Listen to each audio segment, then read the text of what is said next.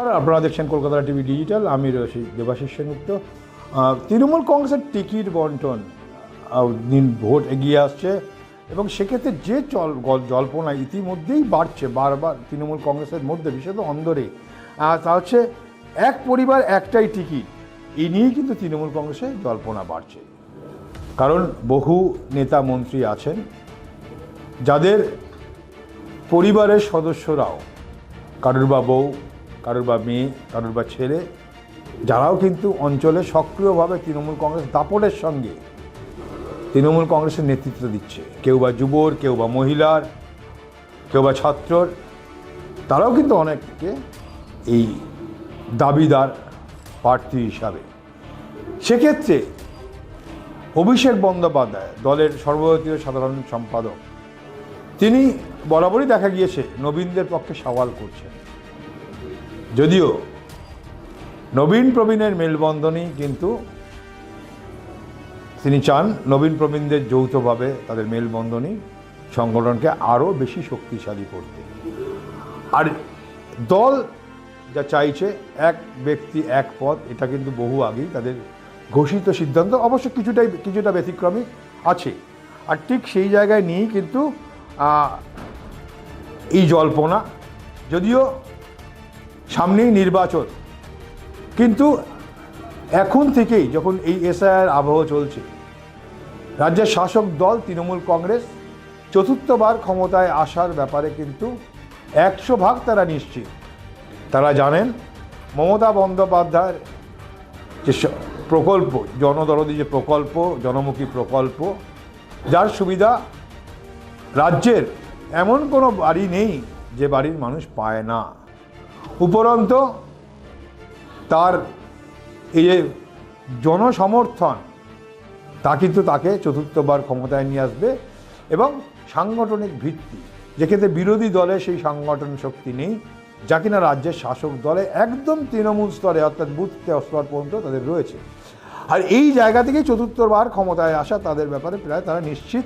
আর সেই জায়গায় মাথায় রেখেই বাড়ছে এই টিকিটের জল্পনা, কাদের দেওয়া হবে টিকিট, নবীন প্রবীণের মেলবন্ধনে কীভাবে তৈরি হবে এই প্রার্থী তালিকা, তা নিয়ে কিন্তু জল্পনা বাড়ছে। আর প্রশ্ন উঠছে, এবার কি তাহলে এক পরিবার একটাই টিকিটের ফর্মুলা নেবে তৃণমূল কংগ্রেস? জানিয়ে ইতিমধ্যেই চর্চা তৃণমূল নেতৃত্বের মধ্যেই। যদি সূত্রমহলে খবর পাওয়া যাচ্ছে, প্রার্থী বাছাইয়ের ক্ষেত্রে এমন ফর্মুলা অনুসরণ করতে পারে রাজ্যের শাসক দল তৃণমূল কংগ্রেস। সেক্ষেত্রে তৃণমূলের একাধিক হেভিওয়েট নেতার পরিবারের কারা টিকিট পেতে পারে তা নিয়েও বাড়ছে জল্পনা। আর রাজ্য জুড়ে যে বহু প্রভাবশালী নেতা এবং তাদের ছেলেমেয়েরা রাজনীতিতে সক্রিয়, আবার কোথাও স্বামী, কোথাও বা স্ত্রী তৃণমূলের পদে রয়েছে। রাজ্যের শাসক দলের এইসব পরিবারগুলোতে টিকিটের দাবিদার কিন্তু একাধিক। অর্থাৎ সেক্ষেত্রে দেখার বিষয় দল কি সিদ্ধান্ত নেয়।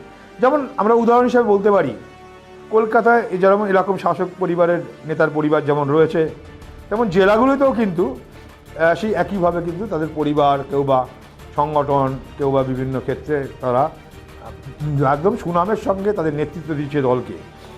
26-এর নির্বাচন এইসব পরিবারে কারা টিকিট পাবেন তা নিয়েও কিন্তু বাড়তি জল্পনা।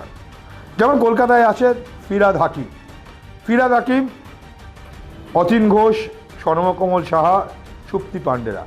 ফিরহাদ হাকিম একদিকে কলকাতার মহানাগরিক, অপরদিকে তিনি রাজ্যের নগর উন্নয়ন দপ্তরের মন্ত্রী। তিনি অতি অবশ্যই তিনি পোর্ট কেন্দ্র থেকে, পোর্ট বিধানসভার কেন্দ্র থেকে, বন্দর বিধানসভা কেন্দ্র থেকে তিনি বিধায়ক হয়েছেন।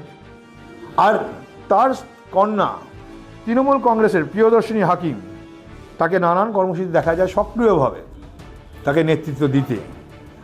এবং সেই জায়গা থেকে যেমন রয়েছে, পাশাপাশি কলকাতার পৌর নিগমের ডেপুটি মেয়র অতীন ঘোষ, তিনি কাশীপুর বেলগাছিয়ার বিধায়ক, এবং তার কন্যা প্রিয়দর্শিনী ঘোষ তৃণমূল মহিলা কংগ্রেসের নেত্রী। অপরদিকে 2011 সাল থেকে এনডিএলের বিধায়ক স্বর্ণকমল সাহা, তার পুত্র সন্দীপন সাহা এই মুহূর্তে কলকাতা পৌরসভার কাউন্সিলর, মেয়র পরিষদ সদস্য। এই সন্দীপন সাহা তিনিও কিন্তু দাবিদার হচ্ছে তার জায়গায়। ইতিমধ্যে যদিও স্বর্ণকমল সাহা জানিয়েছেন যে তিনি তার বয়সজনিত কারণে তিনি দাঁড়াতে চান না, এবং সেই জায়গায় হকদার হচ্ছে তার পুত্র সন্দীপন। বাগ্মী, কথাবার্তা শিক্ষিত, বলা যেতেই পারে আইটিতে তার খুব ভালো তার নলেজ রয়েছে, তার জ্ঞান রয়েছে আইটি সেক্টরে। কলকাতা পৌরসভার আইটি সেক্টরটাও সম্ভবত সন্দীপন দেখেন। এর পাশাপাশি তাকে থেকে জানা যাচ্ছে যে সন্দীপনের পাশাপাশি আবার এটা বলে রাখি, মানিকতলায় যখন সাধন পাণ্ডে যখন মারা গিয়েছিলেন সেই সময় দাঁড়িয়ে অনেকটাই আলোচনা এসেছিল যে সুপ্তি পাণ্ডেকে জল পরবর্তীকালে মনোনয়ন দিল, শ্রেয়া পাণ্ডের নামও কিন্তু উঠে এসেছিল। কেন শ্রেয়াকে দেখা গেছে অঞ্চলে সক্রিয়ভাবে রাজনীতি করতে এবং মানুষের বিপদে আপদে ঠিক বাবার মতোই বিভিন্ন জায়গায় ছুটে যেতে। সেই শ্রেয়া পাণ্ডের নামও কিন্তু সেখানে উঠে আসছে এবং সেখানে জল্পনা করা হয়েছিল কার নাম আসবে, যদিও দল শেষ পর্যন্ত সুপ্তি পাণ্ডেকেই মনোনয়ন দিয়েছিল এবং তিনি জিতেওছেন নির্বাচনে। এবং সেই জায়গায় দাঁড়িয়ে বেহালা পূর্বের বিধায়ক রত্না চট্টোপাধ্যায়ের নামটা উঠে আসছে। রত্না চট্টোপাধ্যায়ের পাশের ঠিক কেন্দ্র যেটা আছে, অর্থাৎ তার বাবা মহেশতলা কেন্দ্রে, তার বাবা দুলাল দাস বার্ধক্যজনিত কারণে তিনি প্রার্থী হতে চান না বলেই দলকে জানিয়েছে, যতদূর আমরা জানতে পারছি। সেই জায়গায় দাঁড়িয়ে এবার সেখানে প্রার্থী কে হবেন, রত্না চট্টোপাধ্যায় তিনি রয়েছেন এই মুহূর্তে বেহালা পূর্বের প্রার্থী তিনি। এছাড়াও পাশের বাবার কেন্দ্রে দল তাকে মনোনয়ন দেয় কিনা সেটাও দেখা গেল, যেহেতু দুলাল দাস সেখানে দাঁড়াতে চাইছেন না বার্ধক্যজনিত কারণেই। এবং অপরদিকে দেখা যাচ্ছে জেলার দিকে যদি নজর দেওয়া যায়, দেখা যাবে বেচারাম মান্না ও তার স্ত্রী দুজনেই শাসক দলের বিধায়ক, একজন সিঙ্গুরের বিধায়ক, একজন হরিপালের বিধায়ক। তাহলে এছাড়াও যদি জেলার আরব দিকে দেখা যায়, সেদিকে হচ্ছে পূর্ব মেদিনীপুরে যদি রামনগরের বিধায়ক হচ্ছে অখিল গিরি, আর তার পুত্র সুপ্রকাশ গিরিও শাসক দলের নেতা। কুচবিহারের এখন রয়েছে দিনহাটার বিধায়ক উদয়ন গুহ রয়েছে, তার ছেলে সায়ন্তন গুহ শাসক দলের নেতা, তিনিও কিন্তু দাবিদার এবং সাংগঠনিকভাবে প্রভাবশালী বলা যেতেই পারে। জেলা তৃণমূলের সাধারণ সম্পাদক তিনি। এরকম বিভিন্ন জেলাতে শাসক দলে একাধিক নেতা পরিবার অনেকেই রাজনৈতিকভাবে সক্রিয় রয়েছে। বিভিন্ন সময় এই প্রভাবশালী বাবাদের ছেলেমেয়েদের টিকিট পাওয়া নিয়েও কিন্তু জল্পনা চলে। অভিষেক বন্দ্যোপাধ্যায় নবীনদের পক্ষে বারবার সওয়াল করলো, আবারও জানিয়ে রাখি তিনি কিন্তু প্রবীণদের যে প্রয়োজন আছে সে কথাও তিনি বারবার কিন্তু বুঝিয়ে দিয়েছেন। আর এই আবহে বেশিরভাগ ক্ষেত্রে টিকিট দেওয়ার ক্ষেত্রে শাসক শিবির এক পরিবার এক টিকিটের নীতি নিতে পারে বলেই শোনা যাচ্ছে, যা নিয়ে কিন্তু এই মুহূর্তে জল্পনা।